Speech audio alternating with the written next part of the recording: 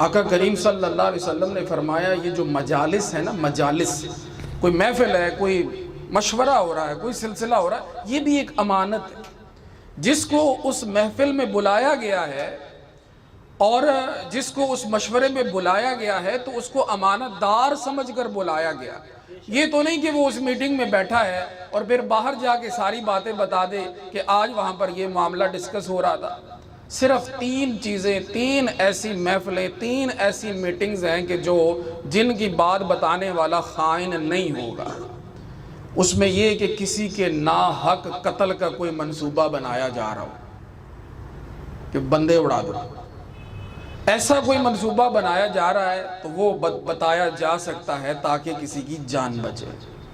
جہاں کوئی حرام کاری کا منصوبہ بنایا جا رہا ہو کہ ایسے ایسے کوئی معاملات کرنے، تو وہ بھی خیانت نہیں ہوگی۔ اسی طرح کسی کا ناحق مال لینے کا منصوبہ بنایا جا رہا ہو تو وہ بھی خیانت نہیں ہوگی، ورنہ ہر مجلس ہی امانت ہے۔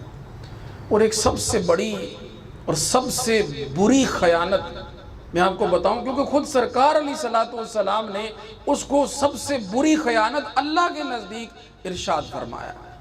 وہ کیا ہے؟ آقا کریم صلی اللہ علیہ وسلم نے فرمایا اللہ کے نزدیک سب سے بری خیانت یہ ہے کہ بندہ اپنی زوجہ کے پاس جائے اور اس کی زوجہ اس کے پاس آئے اور صبح وہ اپنی زوجہ کی باتیں لوگوں کو بتا دے۔ صبح وہ یہ جو معاملات ہیں یہ اپنے دوستوں کو بتاتا پھرے۔ ہمارا آج کل کا معاشرہ کس طرف جا رہا ہے یہ آپ سب احباب بڑے اچھے انداز سے جانتے ہیں کہ مردوں کی محفلوں میں باتیں کیا ہوتی ہیں اور ان کی آپس میں جو ہنسی مذاق کے جو سلسلے ہیں اس میں نشانہ کون بنتا ہے۔ اللہ رب العزت نے فرمایا ہن لباس لکم وانتم لباس لہن، تمہاری بیویاں تمہارا لباس ہیں اور تم ان کا لباس ہو۔ لباس چھپاتا ہے، لباس جو ہے وہ یوں چرچے نہیں کرواتا، لہٰذا یہ چھپانے کی باتیں ہیں۔ لیکن ہمارے ہاں تذکرے یہی ہو رہے ہوتے ہیں۔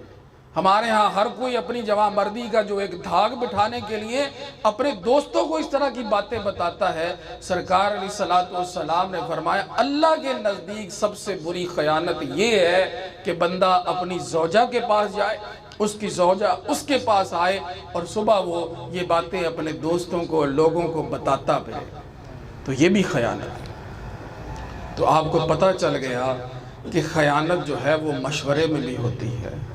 خیانت جو ہے کسی کی عزت کو پامال کرنے کے، یہ جو بیوی کی بات بتا رہا ہے یہ اس کی عزت کر رہا ہے، عزت کو پامال کرنے میں بھی ہوتی ہے۔